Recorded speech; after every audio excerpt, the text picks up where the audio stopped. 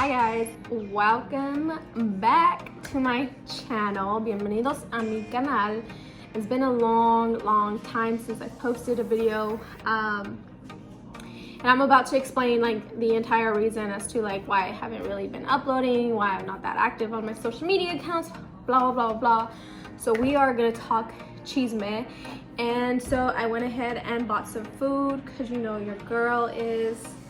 So I am currently 4 months pregnant, and I'm finally able to eat. You guys, I've been so sick throughout this entire pregnancy. I'm 4 months now, and I'm still sick, but I'm able to eat now, and I'm so happy. So anyways, you guys, grab your drinks, grab your snacks, drink a michelada for me. I have a Coke. Let me show you guys what I got, okay? I went to biology, of course, and I got una pizza. So there's jalapenos, cherry tomatoes, artichoke, and bell pepper with pepperoni, and then I have ranch and buffalo sauce. Mason, by the way, is back there, so if you hear the TV, hi baby. He's eating his pizza back there. He just got a regular pepperoni. Oh, and you guys, also I got one Doritos Locos Taco because I've been wanting one so bad. Oh yeah, and I also got cheesy Fiesta potatoes. And so actually I'm recording on my phone, and I sent myself the screenshots to Mason's phone. Mace, can you come put your password on? Okay. Or wait, I know, you're right, I got it. Thank you. So I sent the screenshots of the questions to Mason's phone. That way I can record on my camera, on my phone and not my camera. But you guys, what a crazy journey it has been. And I'm sorry if I'm like eyeballing my food. I'm telling you, I'm so hungry. And today I woke up super sick. Right now I'm getting the migraines, and they are so bad that they don't make me cry, but they really do kind of ruin my day. 1 second.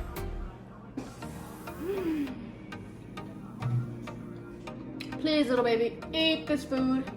Enjoy it. Keep it in. I'm gonna try to make this video short and sweet, but when it comes to chisme, girl, I got a lot to say. Anyways, we've been wanting a baby for a long time. When Mason started asking for a sibling, and you guys know that I am so obsessed with my son, and I love him so much that all I want to do is make him happy. And so for a long time he's been alone, and you can just see it, you know, he plays by himself. Me and daddy don't always have all the energy to play with him, and so I started to feel like maybe he does need a companion, and his cousins weren't doing it anymore because they're not here every day, you know. So little by little I opened up to the idea of having another child, and as soon as I was 100% ready, I went ahead and got off birth control, because I was on birth control on the IUD, and then I got off. I thought it was going to be really easy for me to get pregnant, but it turned out to be a long process. I think when you want a baby so bad, it's tougher. I think you get more stressed out because you're like, I want it now, and I, you know, like why isn't it happening right now? At least for me, I was just like so impatient, and I was scared that if I waited too long that I was not gonna want another baby. Honestly, like that's what I was scared of, that if I don't have one now, I just want to keep Mason, and that's it, like just one baby and that's it. So it wasn't happening. We were kind of had our hopes down or whatever. And it sucks because you're constantly, well, for me, as this is, I'm not talking about everyone, but I know many of you guys have shared the same stories with me. Like, it really sucked when you're trying for a long time and you get like the slightest pregnancy symptom, you know, like you feel like throwing up. I would feel nauseous, and I would get excited, and I would, you know, take a pregnancy test and just anxiously wait for the results. Every time it was not a positive result, it slowly, like little by little, it breaks your heart. And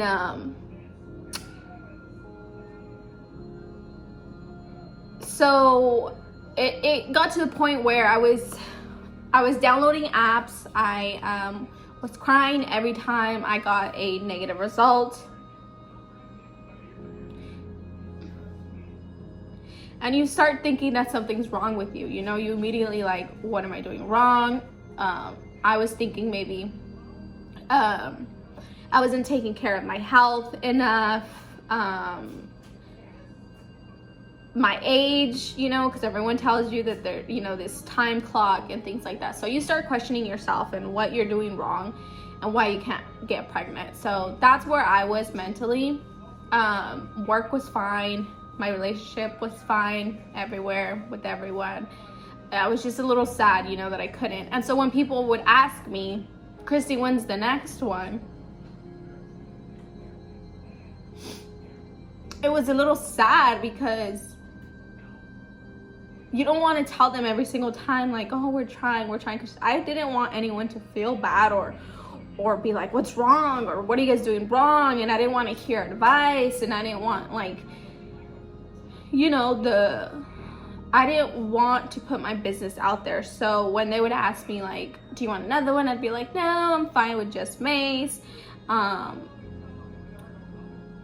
I would just kind of get sad when they would ask me like, when's the next one? And I swear, like, and I know people don't mean it bad when they ask you that, because I mean, Mason's already 6 years old. So what I would do is just tell him like, well, I don't want any more, to kind of just dodge the conversation. But deep down inside, I knew that I wanted another one, but it wasn't getting there. So I started crying, started losing hope. And then I had, like I was saying, I had all these apps downloaded, like when is the time to, you know, have intercourse, and when you're ovulating, and you know, when not to, or what are the chances. I was downloading all these apps, freaking myself out, to the point where one day I was like, that's it. I told my husband, I was like, I'm deleting everything. I'm deleting all the apps. I'm not counting the days. I'm not keeping track of my menstrual period, my menstrual cycle. I'm not keeping track of anything anymore, and I'm just gonna let it go. I said, if God wants me to have another baby, it'll happen at his time, and whenever, whether it's 1 year from now, 2, 5, 6, 7 years from now, it'll happen, you know.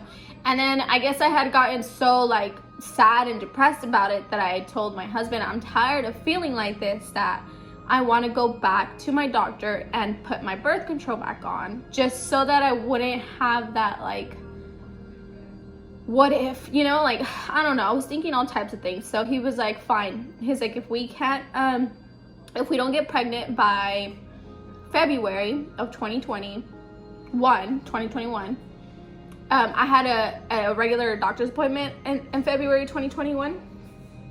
And so he was like, if it doesn't work out, you know, that's what you want to do, then go ahead and put it back on.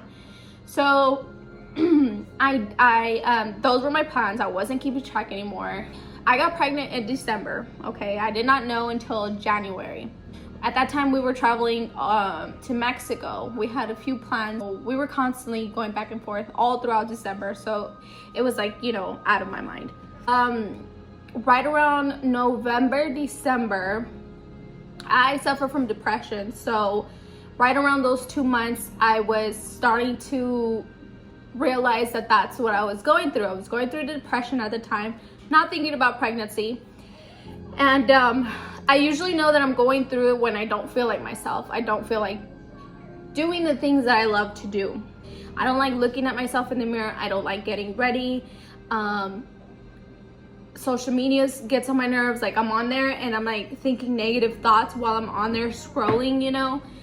I don't have the energy to like be happy.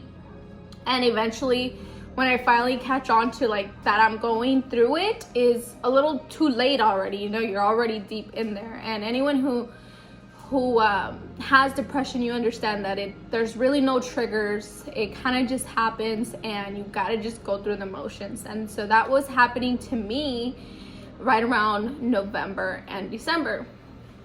So I think I was at a really low point.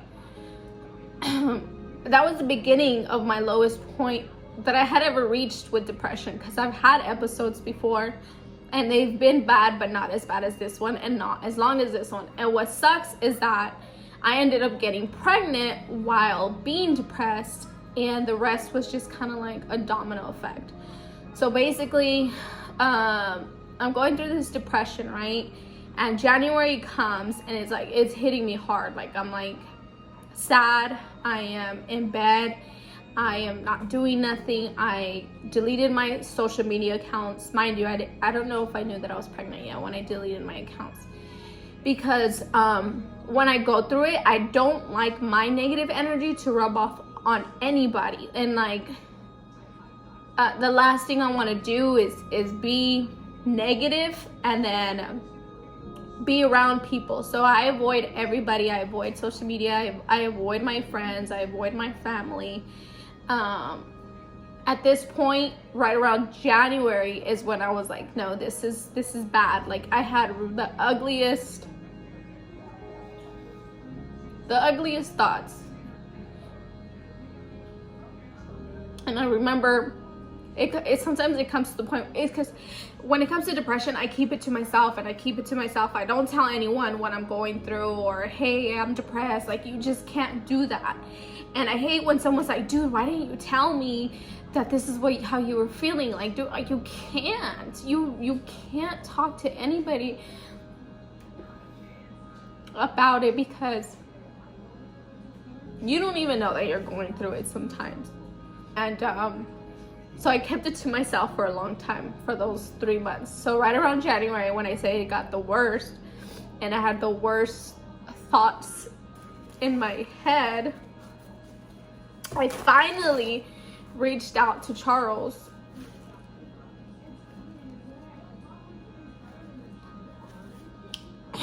And I just had a breakdown. I usually have to text him because I can't do it face to face, because the last thing I want to do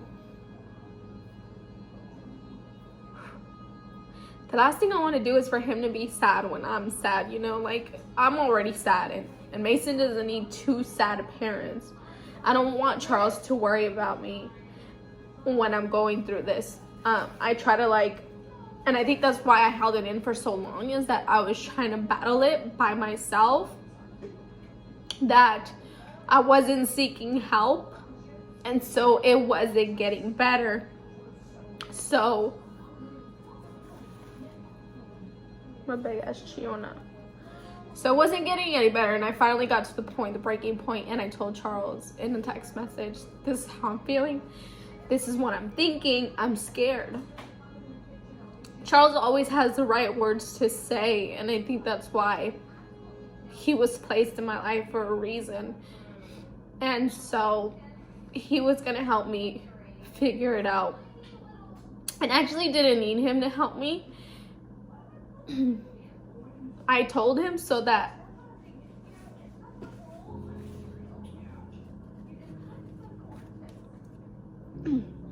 he knew why I was maybe not, I didn't have the energy, or I wasn't happy, or I wasn't smiling, and I was just like a ghost. When I am going through depression, everything's dark. I can't see nothing other than what's in front of me. So I was still working, I was still doing, you know, my regular mom things and wife things, but the best way to describe it is you feel like a freaking zombie. You're just like dead, and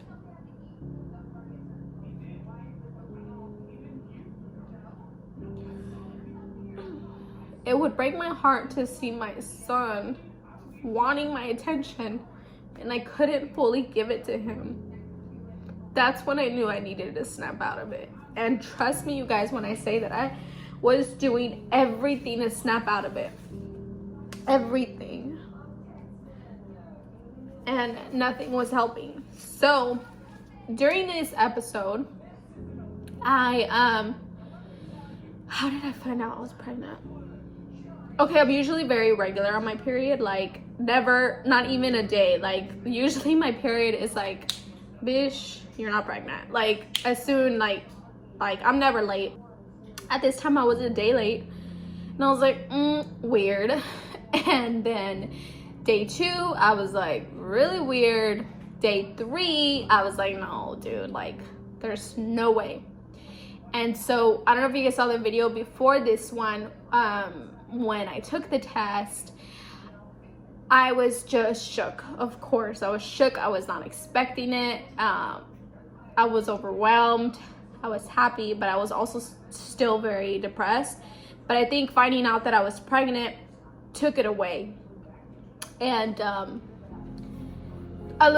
it away a little bit. And so I think it didn't dawn on me like, holy crap, I'm pregnant, until later, until, you know, I'm on a conversation with a doctor. I'm having conversations with the doctors. I have my pregnancy, my real pregnancy test, things like that, the blood work. That's when it all dawned on me. But I was still very much depressed. And right around 5-6 weeks, you guys, 6 weeks to be exact, the nausea came. And when I say it came bad. I was like constantly throwing up. Like, nothing would stay in my stomach.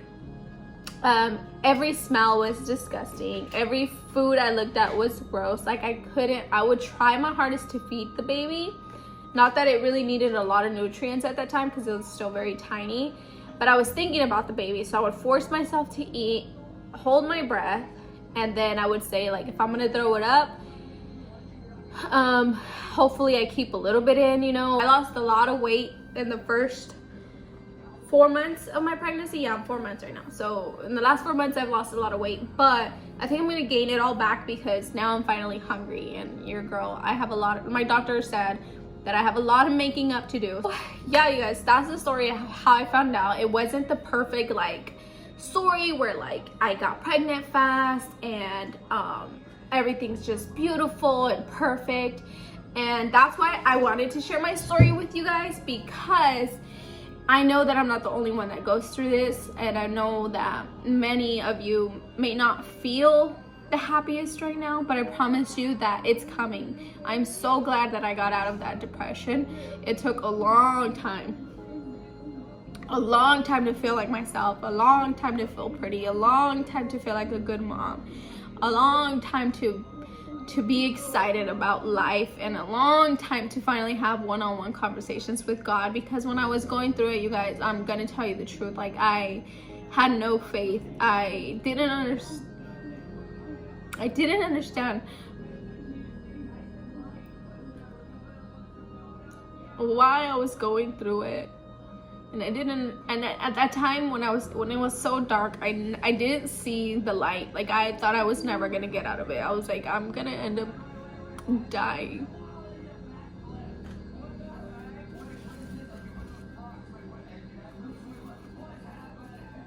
So I'm so glad to be able to talk about it. It's not an easy topic,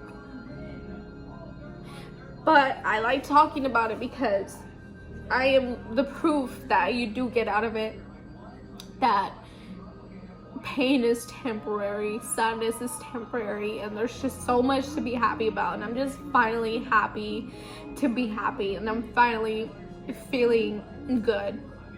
Now that anytime that I eat, that I feel sick, I accept it, and I'm like, this is what it is. I'm just happy that my baby's still here. So moving on to the next topic. So, okay, you guys, so when I found out that I was pregnant, I told Charles that this pregnancy, I wanted to keep a secret between me and him for a very long time. And I don't know why I felt like that, because with Mason, I immediately told my family, I don't remember how, I wasn't too far along, and I immediately was excited to tell my family and friends, and we did that. And it kind of sucks when you're pregnant for the first time and you don't get the response that you think you're gonna get from certain individuals. I think with Mason, I was left with that memory of not everyone's gonna be happy for you, and it sucks because that's the happiest moment of your life, you know, when you find out you're pregnant, whether it's your first or your second kid. It's just something that you're so excited to tell everybody. And with Mason, it was the weirdest thing to get some of the most awkward responses from people. And because I was young, well, I was 25, but mentally I was still very young, and I took those responses very negatively, to where I haven't forgot about their responses or how I felt or how they made me feel while I was pregnant with Mason. So that with this baby, I wanted to be selfish and just keep it to myself. And when the time was right, I was gonna tell whoever, and if they were gonna be happy, great, and if they weren't, too bad. So with this baby, I was really excited to keep it a secret, knowing what I knew, well, learning from Mason's experience. I thought keeping it private was gonna be so beautiful, and it truly, truly was. So it was me, Charles, and his dad who knew. I had to tell my suegro because we lived together, and he was gonna know, and I was super sick, and he's usually the one who helps me.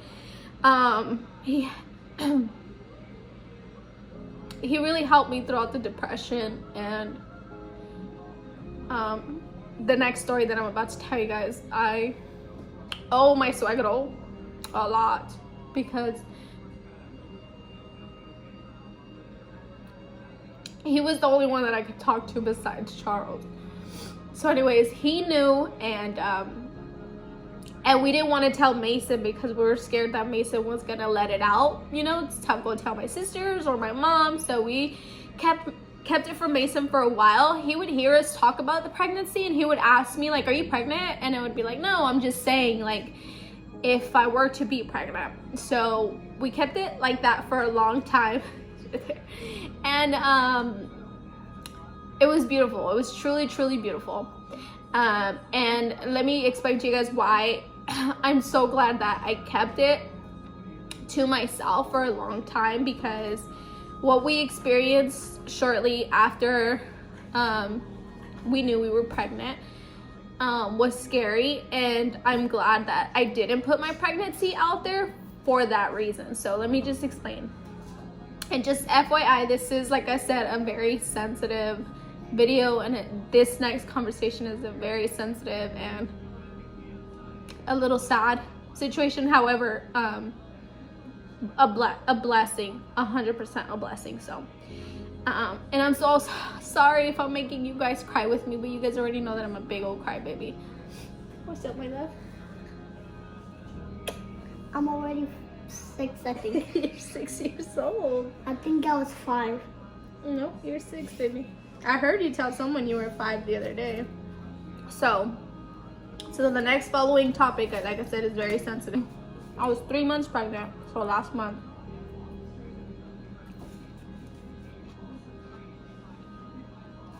I was in bed. I was late at night. FYI, I'm an old lady. I am in bed by 8 p.m. 8:30 the latest. Like, if it's 9, 10, 11, it's gonna be a horrible day the next day. Like, I have to be in bed early.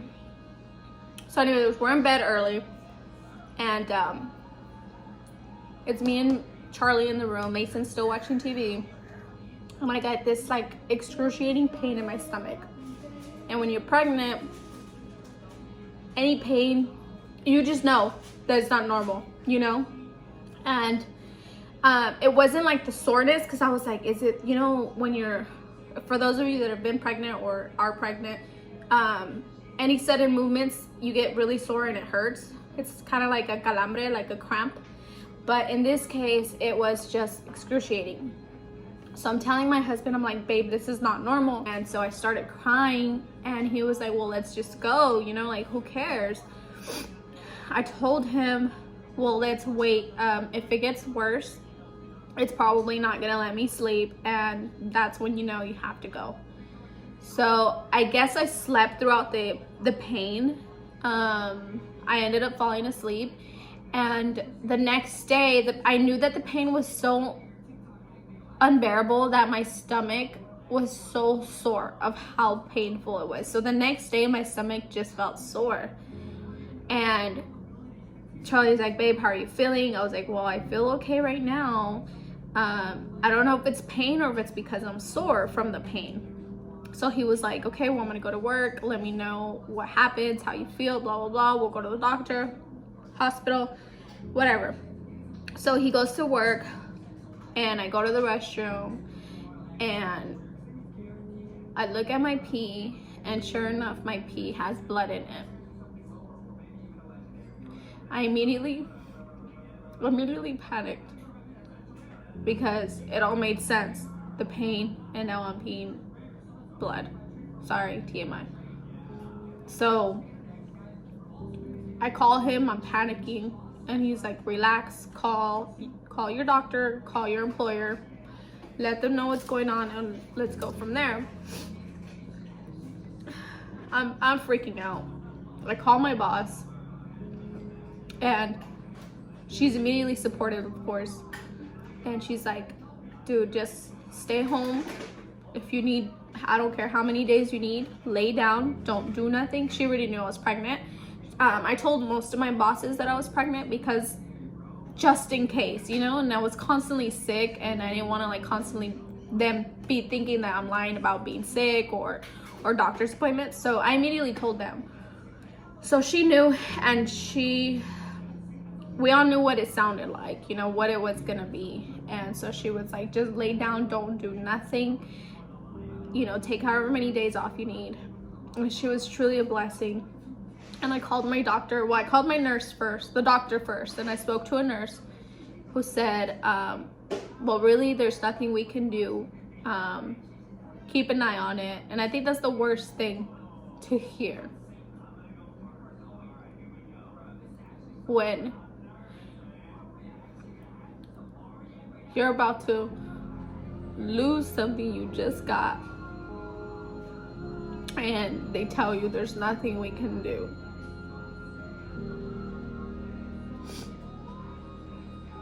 So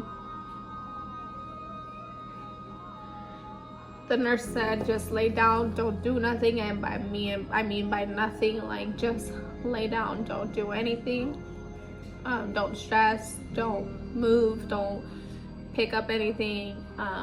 So that's what I did. And I kept bleeding. And I was just devastated because we all knew that I was possibly gonna lose this baby. And that's what I mean when I say that my suegro was the only one that I could tell.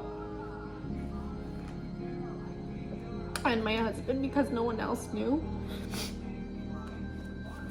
And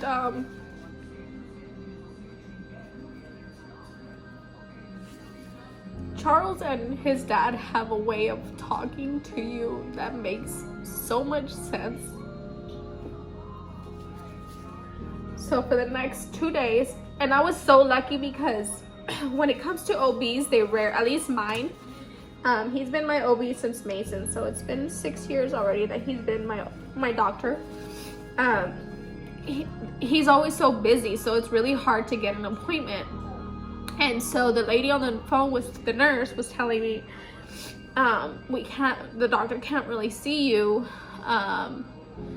So if it gets worse, if you start bleeding worse, like if it's like a lot, then you have to go into the ER. So I'm like, okay. But I was so lucky that I had a regular OB visit 2 days after the incident, the first time. So I had an OB appointment. I was like, you know, worst case scenario, 2 days from now, I'll figure out what's going on, or, you know, whether the baby is still with me. So at that point I was still depressed. So I remember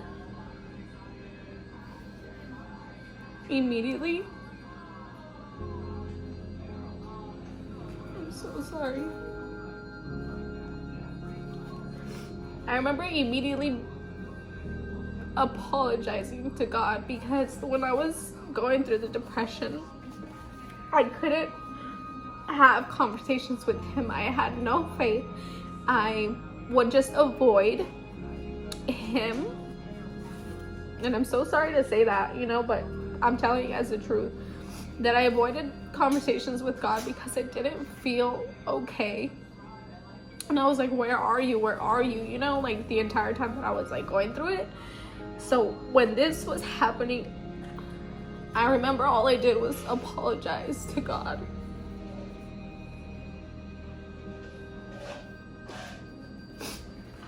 I just remember apologizing to him, and after talking to my suegro, I had to just accept it. I mourned. I was mourning a child that I hadn't even met,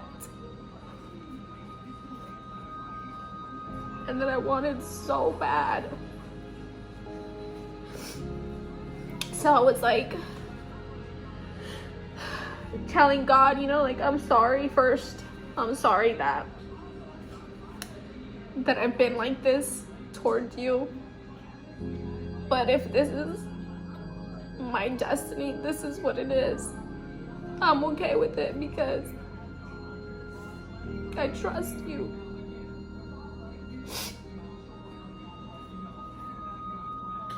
I think that's when possibly the depression lifted off my shoulders, because I was going through such a difficult time and I left it up to God. Like, I wasn't able to do that before, and then this happened, and I immediately said, God, like, this is yours. This baby is yours. This life that I'm living is yours. You know what to do. So that's what I did. And so for 2 days straight, I just remember crying and crying and crying in my room, doing nothing in bed. I prayed with Charles. I was thanking God for what I do have and what I was able to experience. And 2 days came, you guys, and I go see my doctor, and the first thing they do is an ultrasound, and the technician can't tell you what's wrong, or she can't say, oh yeah, something's wrong, you know. So she's like, oh, the baby looks fine, the baby's moving. Well, she didn't say the baby looks fine. She had to be careful with what she was saying. So she was saying, well, you know, the baby's there. And as soon as she put the camera on the baby, my baby was moving so much. And I have the cutest video of my baby just moving at the time that she was doing the ultrasound, that I didn't know if to be happy or sad, because I was like, okay, my baby's there, and but what's going on, you know? So I felt a huge relief when I saw my baby moving so much. She was just like moving, he or she was moving their legs and like swimming. It was like the cutest thing. So that kind of put me at ease as soon as I saw my baby. And then I went I went to go see my doctor, and he said, sure enough, he checked me and he saw the results from the ultrasound, and he said, and it was already something that I knew. It was the weirdest things because I couldn't put it into terms, but I already knew what was going on, or like how it could have happened. No, not how it could have happened, but like what was happening.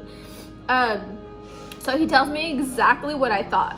He said that my uterus was opening up. So your uterus, when you give birth, it opens up, right? Till it's a certain, I don't know that, till it's a certain amount where the baby can come out, you know, and you deliver your baby. So in my situation, my cervix was opening, meaning the baby was gonna come out next. And so he said, your cervix started opening, but it's just a tiny bit.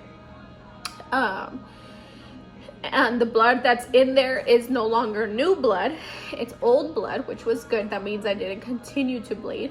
And by the time, and I knew this, by the time I went to go see him, it kind of had already stopped. So I was like praying that was it.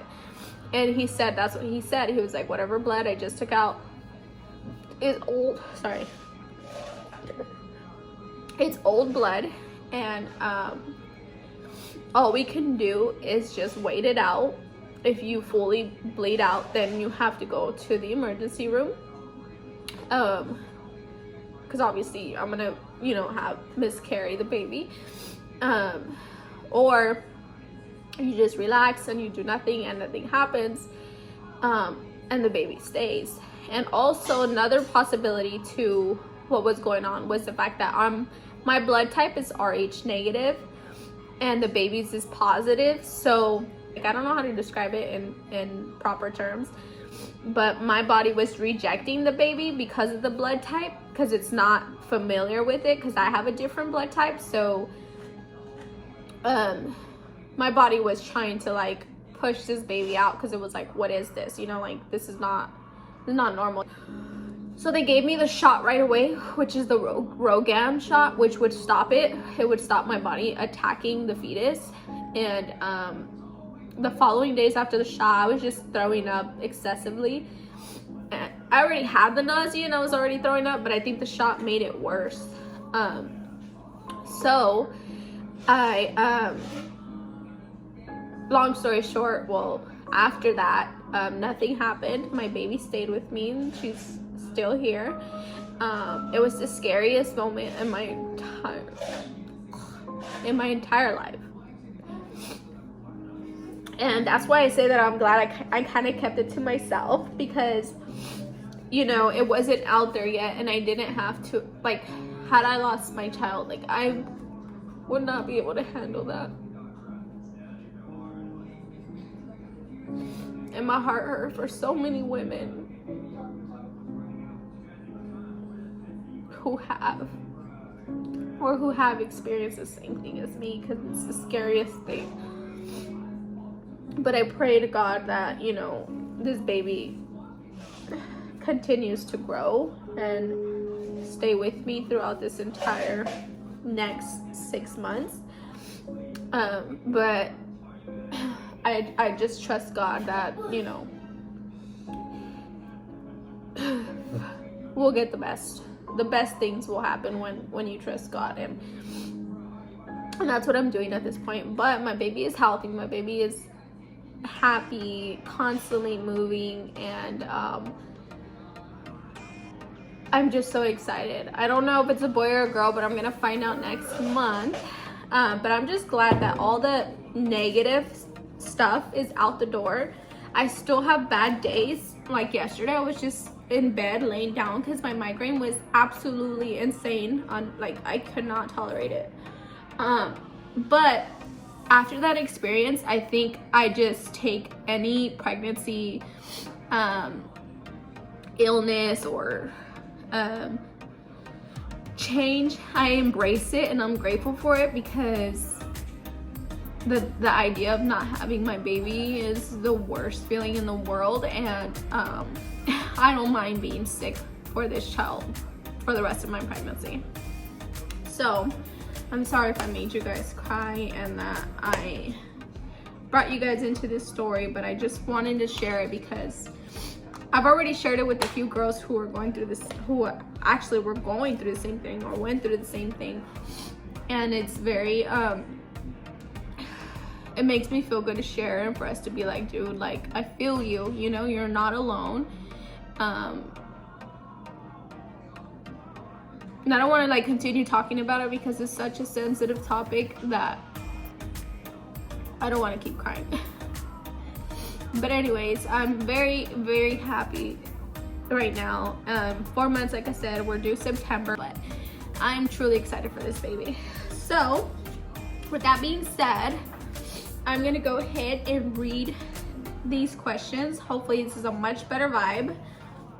So someone said, have you been planning to get pregnant, or was it a surprise? I remember you saying in the past you wanted no more kids. What changed your mind? And that's what I talked about earlier, is that I did not have plans to have another child until Mason started asking for a child, and then still until Charlie started begging me for a child. That's when I was like warming up to the feeling. So no, my original plan was just to have Mason, but seeing Mason by himself and him actually truly wanting it made me want to have another one. Will I have another one after this? Girl, no. I'm truly like, girl, I don't know, because I don't want to end up having 5 kids later and you're like, you said you only wanted 2. So as of now, this guy and this baby, I'm good with that. And was it a surprise? It kind of was, even though we were planning, because I had already, like I said, given up. So someone said, have you suffered with morning sickness? Is this why you pulled away from social media for a bit? So it was a combination of things. I initially went off social media because I was depressed. It had nothing to do with me being pregnant. And I just happened to have found out I was pregnant at the same time, and the morning sickness kicked in. So I'm glad that I guess I did get off social media, because it was just a really dark time for me. And the morning sickness is so bad. Like, it's not even like I had it bad with Mason. This one's like ×5. So yes, I do suffer from morning sickness, and it sucks because it's every single day, all day. Sometimes I can keep it in, and some days I feel fine. So someone said, did you take anything to help you get pregnant? Congrats, gorgeous. Thank you, girl. I didn't take anything. I just went off birth control. I started working out because I felt like, because I wasn't having a baby. I wasn't getting pregnant, and I felt like my weight had a lot to do with it because I was Googling dumb shit. Sorry. And so I started working out again and eating healthy at the time that I got pregnant. And I also was not drinking for the reason that I wanted to lose weight. I drank on my birthday, and I had like 2 glasses of like champagne or like fruity drinks in December when we were in Vallarta. Other than that, it was the weirdest thing that I didn't want to drink, because I love drinking. Like, I love having a beer, like a michelada or something. And for some reason in December, and now I know why, like my body was probably like not, it was warning me, pues, you know, to not drink. And I did not drink a lot in December, which is the month that I got pregnant. And then let me also explain that I did get a sobada because I wasn't getting pregnant, and I don't believe in these things, but when you're desperate, you'll do anything to try to get pregnant, and that's what I did. And so I went with Charlie's aunt, who massaged me, but it's still, she massaged me very early on, when I was initially trying that. I don't know if it had an effect on it, honestly, because it took a long time to get pregnant even after I got the massage, girl. So I don't know.